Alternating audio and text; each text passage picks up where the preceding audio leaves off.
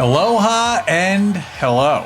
Welcome to Holy Matrimony. I'm James Fenimore. That's at James Fenimore _. And I'm Trisha Fenimore. That's at Trisha Fenimore. You can also find the show at Holy Matrimony __. You can also email us at the show at holymatrimonypod@gmail.com with all your questions and stories. Today we're brought to you by Sex Ed Reclaimed.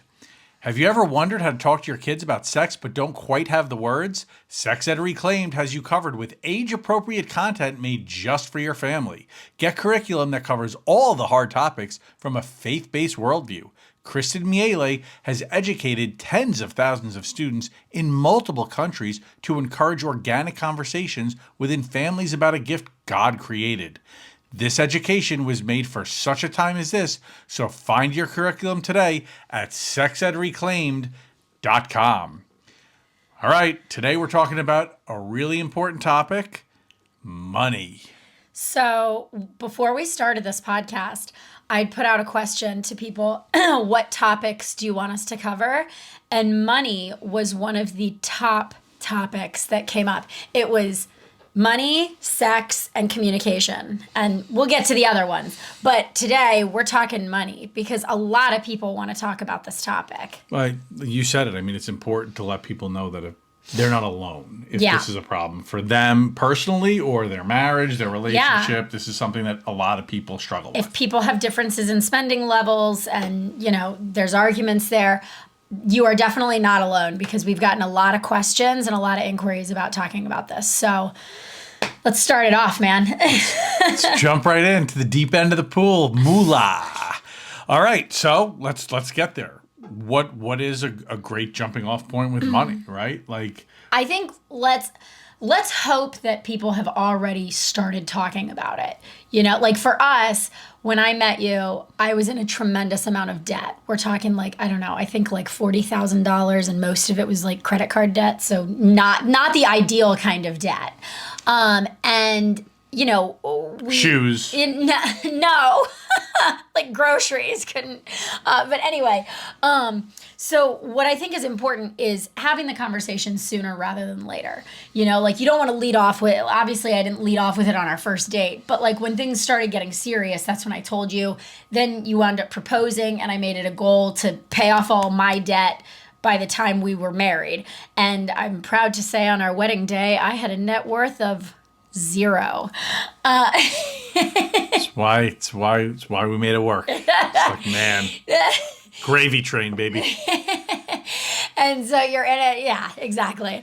And so anyway, I think that it's important to be honest about where we stand financially, and hopefully there are conversations that have already happened. If they haven't, though, I do want to encourage people, sooner rather than later, if this is a thing in your life, you want to have those conversations. Well, I think today, especially in this environment, it's more prevalent than it's ever been in the past. Because I feel like 50, 60 years ago, even 30 years ago, it wasn't the same type of conversation because a debt conversation was different. There was something there.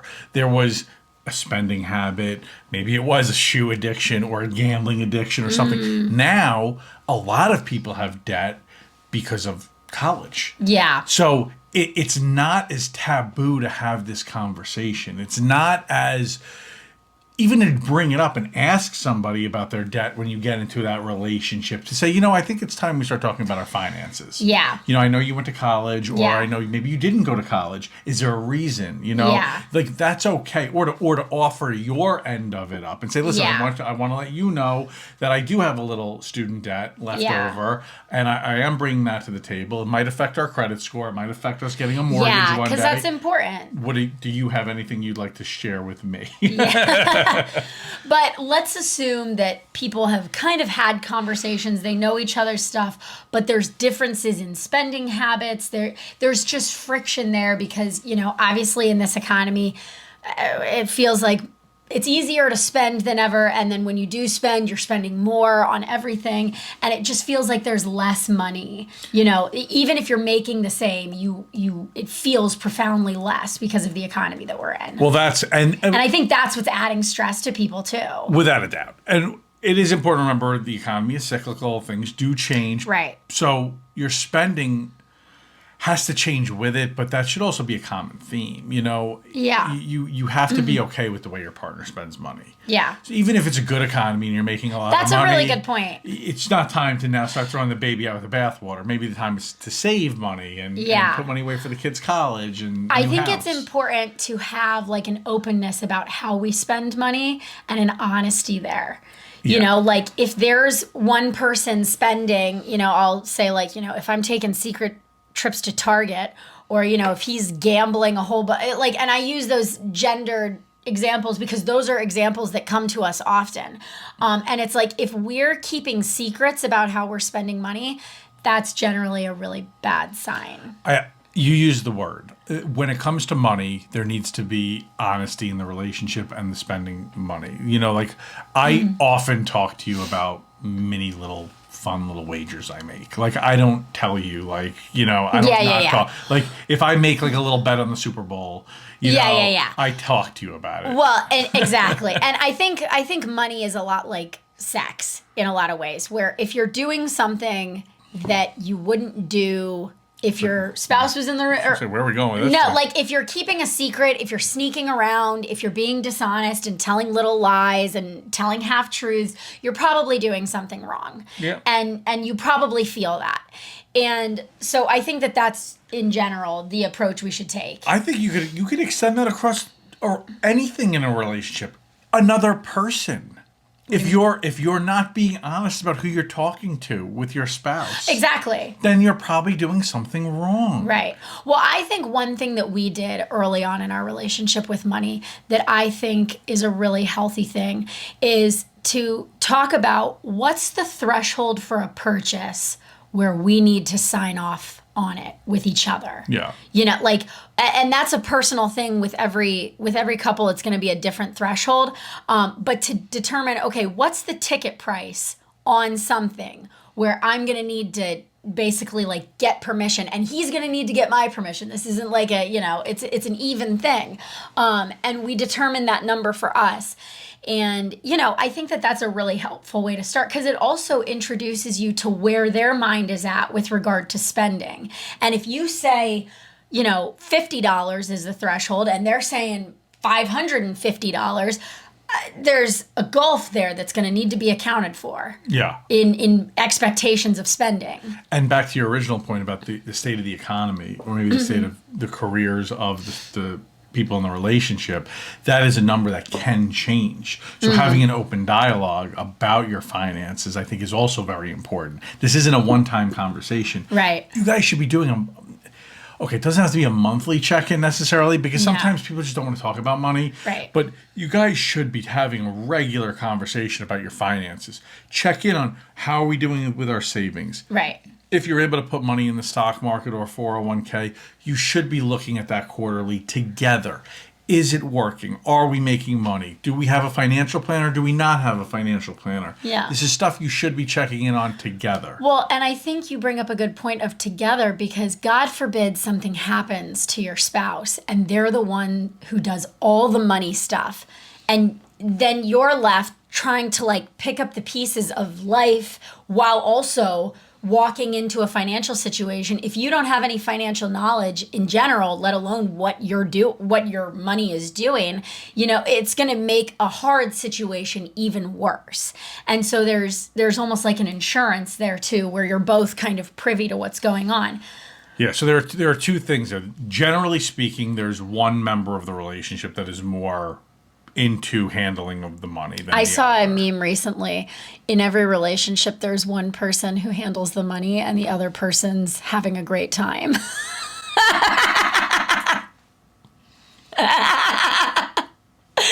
having the great time in our relationship?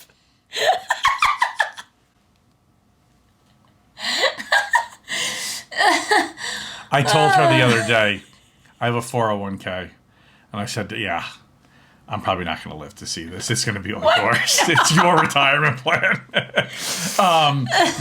I started making broccoli every night at dinner. No. So, but in all seriousness, there's one person that's a little bit more. It's true. Yeah. So, in the relationship during these conversations, it would be very helpful if you are that person for your partner, for your spouse. You should put together either a folder, whether it's a digital folder, whether it's a physical folder, with all the passwords, all the links, all the account numbers, everything. So God forbid something happens. Yeah. It is extremely easy for the other person to go in and find all this stuff. Also, not for nothing, if they want to go check on a random Tuesday, they have access to it and they can go check all the bank accounts. Maybe they don't regularly look at it. I mean, we've talked about that before. I'm like, you don't know where your checkbook is?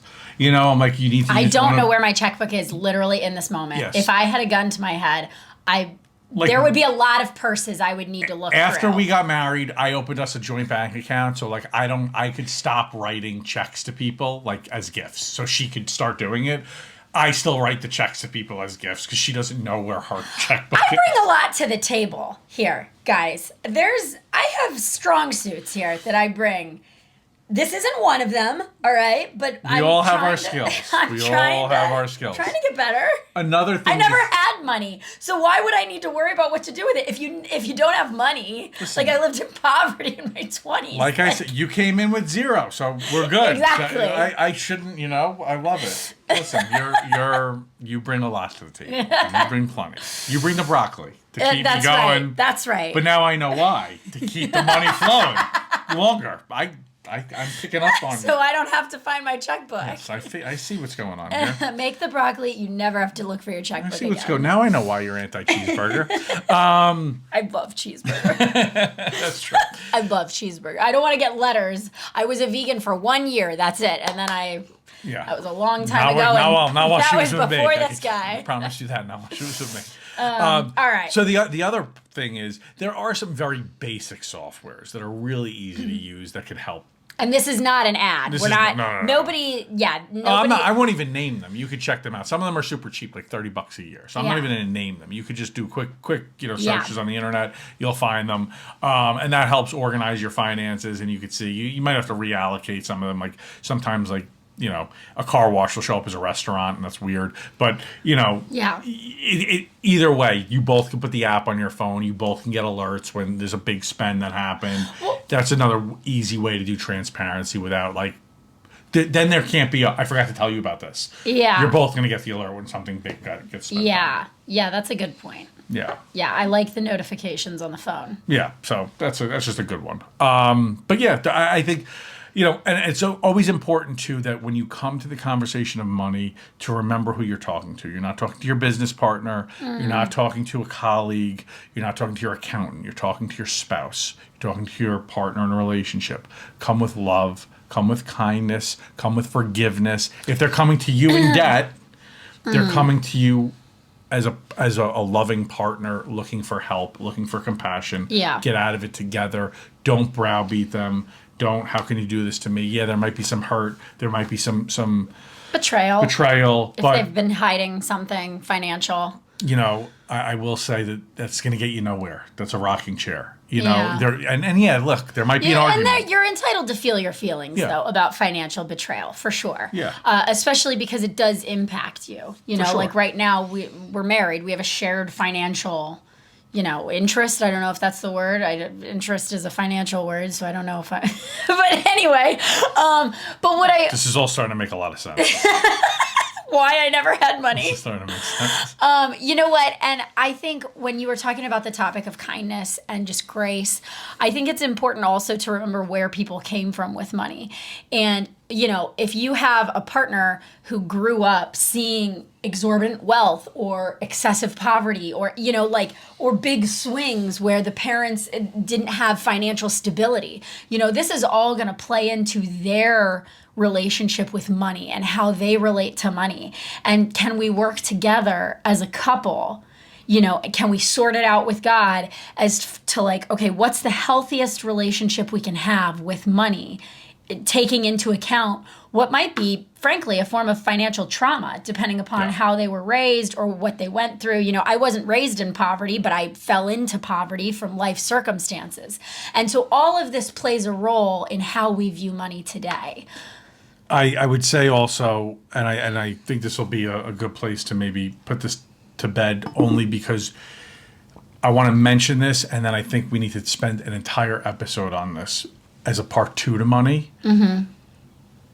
If a member of the relationship is using money as a tool, Yes. or using it as I make Control. the money, you don't worry about it, you're at home, or now in this world there's a shift in the power dynamics, right? Like a lot of times there are men staying at home, or they're both at work, but the reason the woman is still carrying her career is because she's making sometimes 3, 4, 5x what the husband is making. Right. And that all of a sudden this weird power dynamic shift, and if you're using money to control the relationship in any way, that is not okay. I am telling you, nothing is good is going to come from that relationship. Yeah. And that's one thing that you, from the beginning of our relationship, when I had 0, that was one thing that really astonished me about your approach to money, was you made it very clear that it's not your money that you were making, it's our money. And I was never a kid who was that great at sharing. And so I've had to kind of grow into that, not that I've had so much to share. Like, it's like, I'll play with all your toys, but you can't play with my 2 toys. No. But like, it's interesting because I feel like you have a very healthy relationship with money, where and I've kind of grown to adopt a lot of those things, where when you're in a marriage, it is both of your money. That's the arrangement. You both bring things to the table. One happens to be money. One thing that gets brought to the table is money, but everyone brings significant and specific, unique value. Again, there needs to be, this is a much larger conversation, Yeah. so I don't want to dive too deep into it. It really does boil down to respect, right? You need to respect your spouse.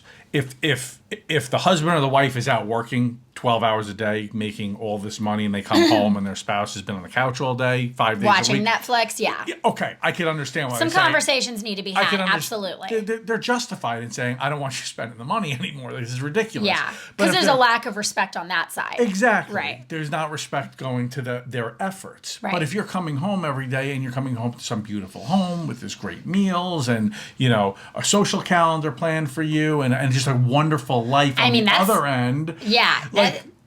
That's wonderful. Right. But even like parts of those, because like we have people who, like, one person will come home from work, the other's been looking for work, but they did the laundry. I don't want it to make it seem like it needs to be this like Stepford wife or husband. There's in this work being done. It's not one person carrying Yeah. the weight and now we're all going to share in the spoils. Yeah. That's what I mean. I was gonna make a communism joke right there.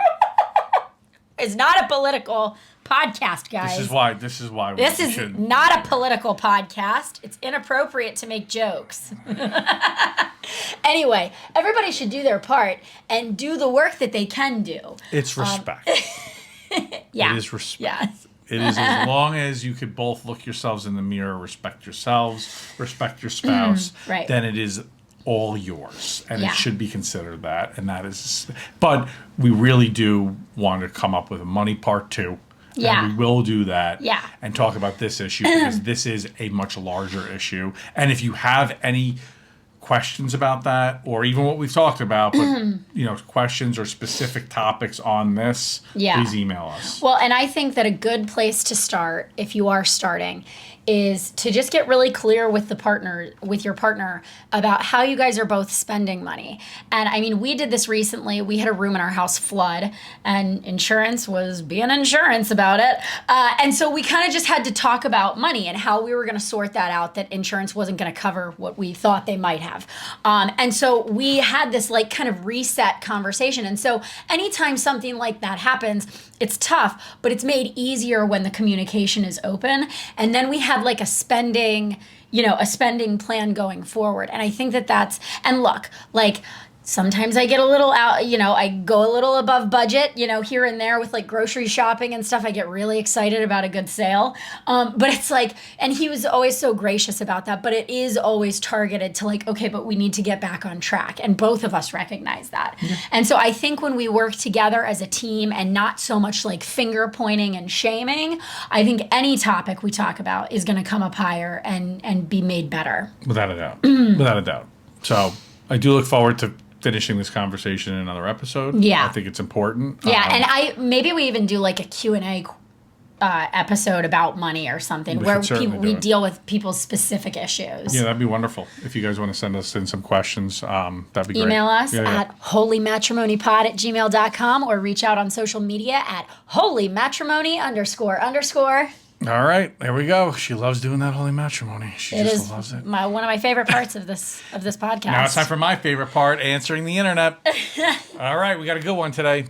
Hi, James. I am having trouble controlling my emotions when I get cross or frustrated, and I take it out on my partner. We recently moved to another country, and adapting for me has been really hard. We get into massive argument recently about how I snap at him and yell at him for something that is not that big of a deal. I know better. I know that I shouldn't yell at him when he does something that's a little frustrating, but in the moment I can't help myself. He says I take everything too personally. I pray to God regularly, but I feel lost in that it isn't changing. I try to do Bible study every day, but I feel like a failed Christian sometimes, especially when I lose control of my emotions. I've realized my trigger is housewife duties, like cleaning.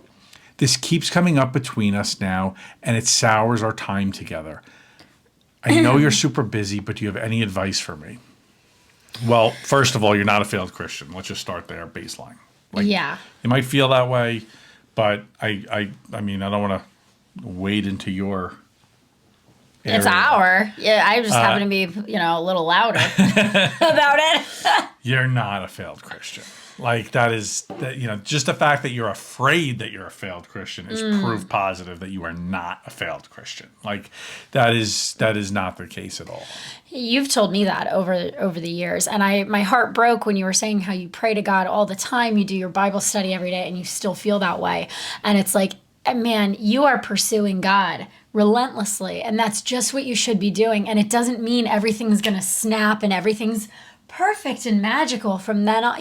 Like this is life. This is the journey where we cling to him in these shortcomings that we all have, So that's first and foremost. The second I want to say is I think you should give yourself a little more grace, because moving, let alone moving to a different country, is a huge undertaking. I remember the first time we moved together, I had a family member very optimistically offer that moving is as traumatic as a death. I was like, well, thank you for that vote of confidence. No, but it's interesting because we've moved a lot and we enjoy the process, but it's also a huge undertaking. My one family member was like, it's traumatic. It's very, and as funny as that is to kind of look back on, there is an element of truth there where it is a massive life upheaval, let alone going to a different country with a different culture, so I think any normal, let alone healthy spiritual person would struggle in that situation. I don't think it matters your spiritual status. I think anyone would have a hard time there. So a little grace. I think also being in another country, you've lost you've lost your support system. You might have lost your friends. You don't have an outlet to vent to, so you have these emotions bottled up. So little transgressions too, or little annoyances turn into an opportunity to let everything out at once. So finding friends. I would say, finding friends, yes, but I think you need to find ways to let the pressure out gradually. Recognize that these things are frustrating you, that they are a problem for you, and that's okay. You could be frustrated by doing housewife duties. You're a career person that's now doing more housewife things because you're in a new place and you have to give up your job and all that stuff. So you're not used to this. That's okay to not want to be doing what you're currently doing. And if it's bothering you, that's also okay. So if you could figure out a way to let the pressure out a little bit more gradually throughout the day, throughout the week, that might also help you when these moments come up, not become these massive blow-ups because you've let some of that out throughout the day. I think that would What help. would be an example of like boxing class, like something like? I mean, listen, if you like boxing class, I guess that could work. Well, I was gonna say like widening the circle, your social circle, so it's not just you and your partner, because I feel like that sounds like it might be a bit of a dynamic. That helps as far as getting your social circle out there and being able to talk to people and vent. But I think just talking it out, calling friends back home, calling family back home, that would help. Just acknowledging what's happening. I think that might be part of it, honestly. Like in the moment, you might not even be acknowledging, like, I don't want to be doing this, you know? Well, as a woman, I'm going to weigh in on like the housewife stuff. I think that, so yes, there is that stereotypical set of duties that was historically expected of women, and who knows, may still be to some degree. Then there's the answer to that, where the pendulum swung the other way, and it's like, in order to be a self-actualized, healthy woman, you don't do any of that, because and I feel like the happy medium is somewhere in between, where it's like, are we hating laundry because we're doing laundry? Or are we hating laundry because it's a housewife duty and we've associated it with our own oppression, so to speak? Because it's like, at the end of the day, we live in the home, we produce the laundry needs done. Like if we're expected to do all the housewife duties, yes, a conversation can be had, but there's also tasks associated with running a house.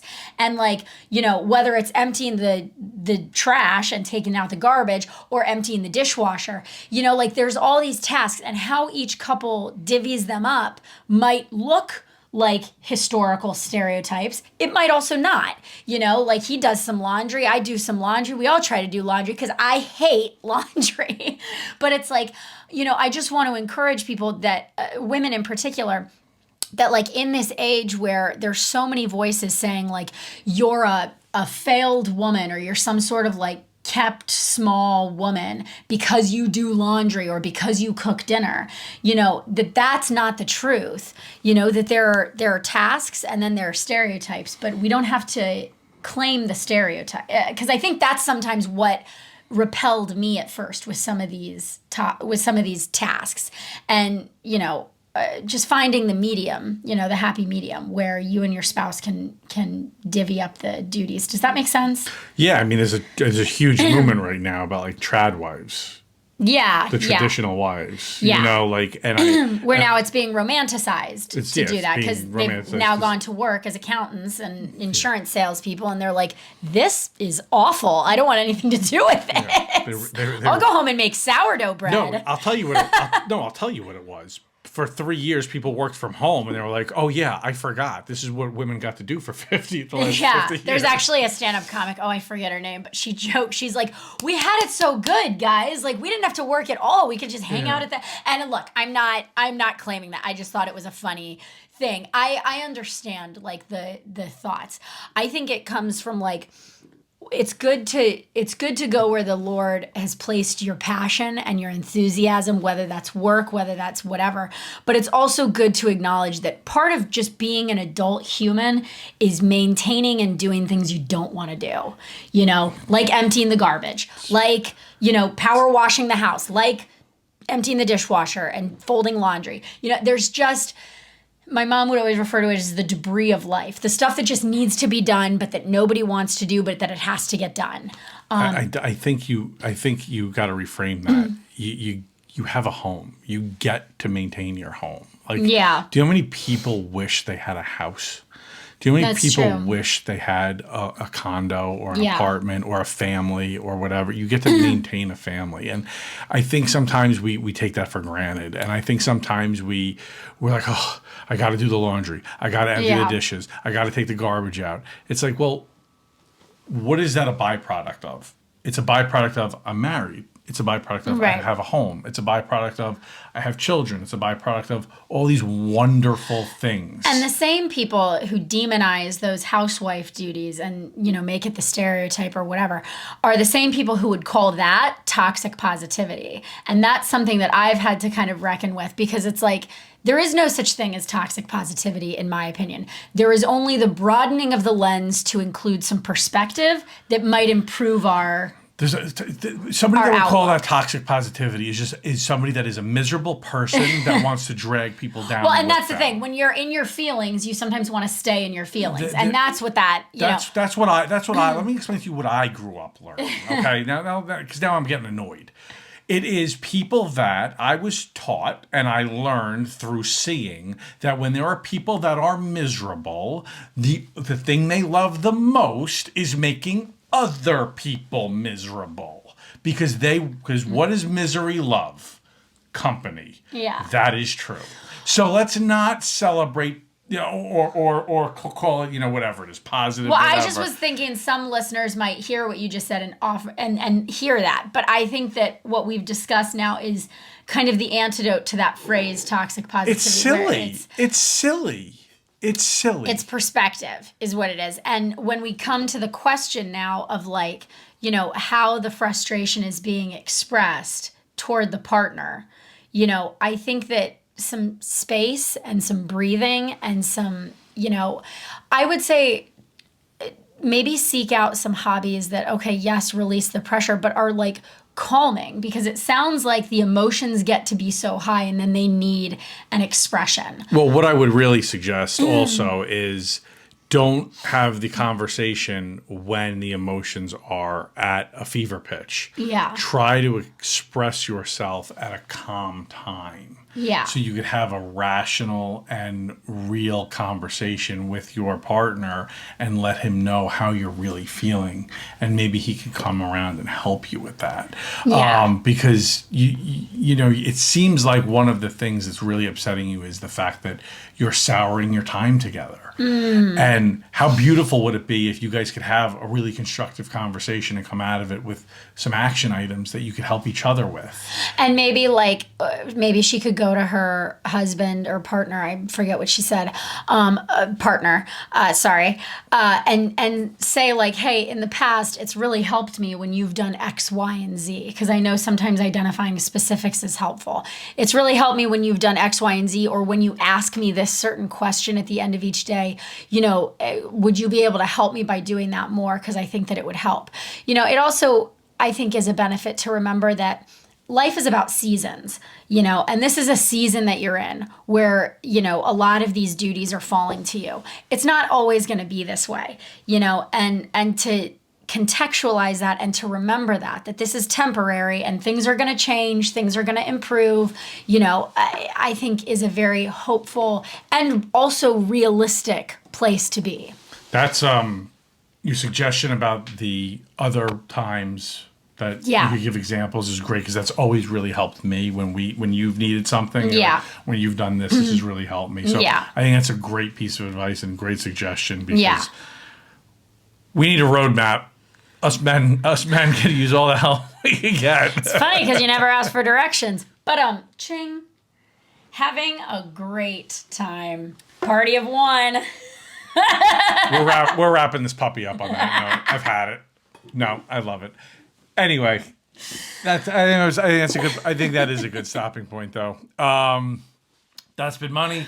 That's been a great answer to the internet. Yep. I hope we've been helpful. Right. I'm at James Fenimore _. I'm at Trisha I forgot. Who am I? I'm at Trisha Fenimore. You can find the show at Holy Matrimony __. We'll see you next time. Maybe. Okay.